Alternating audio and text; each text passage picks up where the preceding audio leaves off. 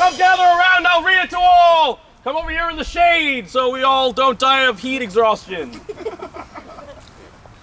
Come gather, come gather! News from Congress! I'll read it to all, take heed of what it says. In Congress, July 4th, 1776, the unanimous declaration of the 13 United States of America. States, not colonies. Could this be news of independency? I'll read on. Hold your tongue, sir. This is important news. When in the course of human events it becomes necessary for one people to dissolve the political bands which have connected them with another, and to assume among the powers of the earth the separate and equal station to which the laws of nature and nature's God entitle them, a decent respect to the opinions of mankind requires that they should declare the causes which impel them to the separation.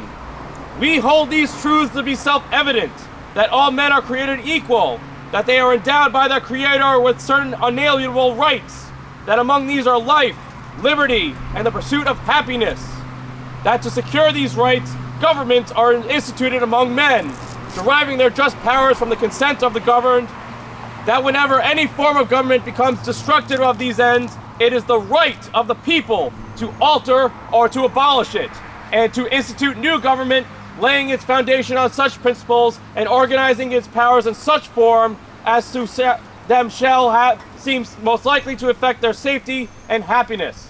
Prudence indeed will dictate that governments long established should not be changed for light and transient causes, and accordingly all experience hath shown that mankind are most disposed to suffer while either evils are sufferable, than to right themselves by abolishing the forms which they are accustomed. But when a long train of abuses and usurpations, pursuing invariably the same object, evinces a design to reduce them under an absolute despotism, it is their right, it is their duty to throw off such government and to provide new guards for their future security. Such has been the patient sufferance of these colonies, and such is now the necessity which constrains them to alter their former systems of government. The history of the present King of Great Britain is a history of repeated injuries and usurpations, all having in direct object the establishment of an absolute tyranny over these states. To prove this, let facts be submitted to a candid world. He has refused his assent to laws, the most wholesome and necessary for the public good. He has forbidden his governors to pass laws for immediate and pressing importance, unless suspended by their operation till his assent should be obtained, and when so suspended, he has utterly neglected to attend to them. He has refused to pass other laws for the accommodation of large districts of people, unless those people would relinquish the right of representation in the legislature, a right insurmountable to them and formidable to tyrants only. He has called together legislative bodies at places unusual, uncomfortable, and distant from the depository of their public records for the sole purpose of fatiguing them in compliance with his measures. He has dissolved representative houses repeatedly for opposing with manly firmness his invasions on the rights of the people. He has refused for a long time, after such dissolutions, to cause others to be elected, whereby the legislative powers, incapable of annihilation, have returned to the people at large for their exercise, the state remaining in the meantime exposed from all dangers of invasion from without and convulsions within.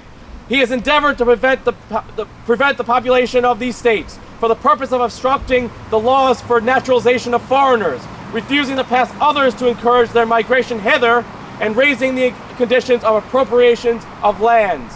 He has obstructed the administration of justice by refusing his assent to laws for establishing judiciary powers. He has made judges dependent on his will alone for the tenure of their offices and the amount of payment of their salaries. He has erected a multitude of new offices and sent hither swarms of officers to harass our people and eat out their substance. He has kept us, in times of peace, standing armies without our consent of our legislatures. He has effected to render the military independent of and superior to the civil power.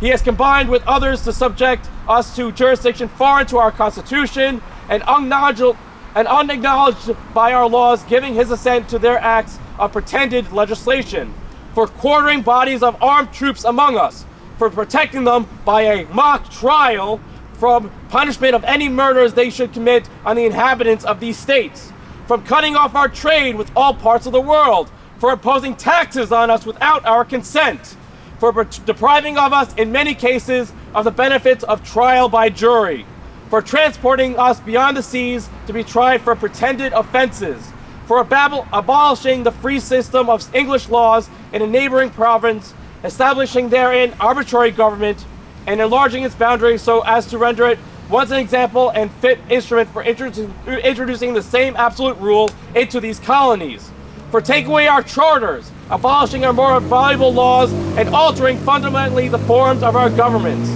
for suspending our own legislatures and declaring them themselves invested with power to legislate for us in all cases whatsoever.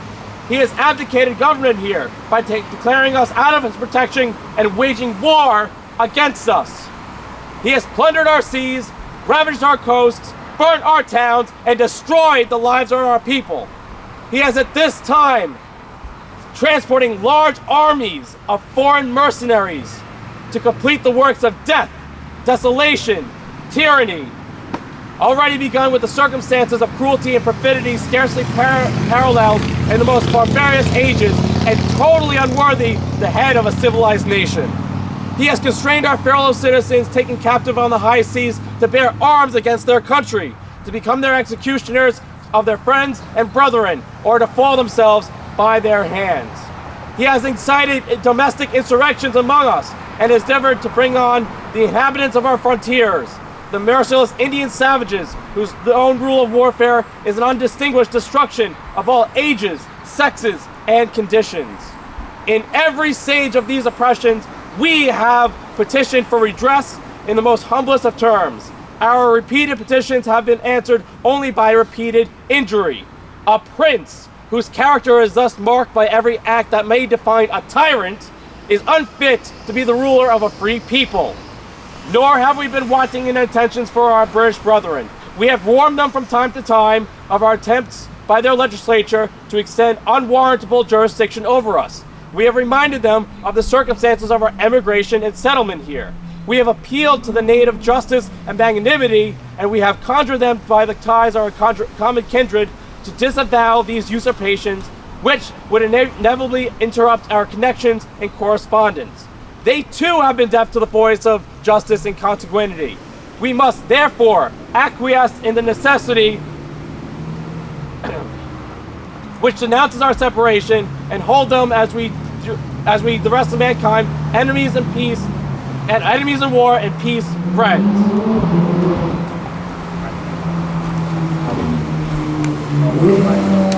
That is a treasonous speech if ever I have heard one. Gentlemen, hold that man at bayonet point.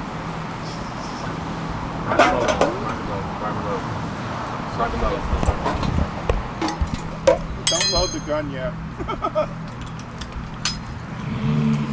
We therefore, the representatives of these United States of America, in Congress, a General Congress assembled, appealing to the Supreme Judge of the world for the rectitude of our intentions, do, in the name and by the authority of the good people of these colonies, solemnly publish and declare that these United Colonies are, and of right ought to be, free and independent states, that they are absolved from all allegiance to the British Crown, and that all political connection between them and the state of Great Britain is and ought to be totally dissolved, and that as free and independent states, they have the full power to levy war, conclude peace, attract alliances, establish commerce, and do all other acts and things which independent states may of right do.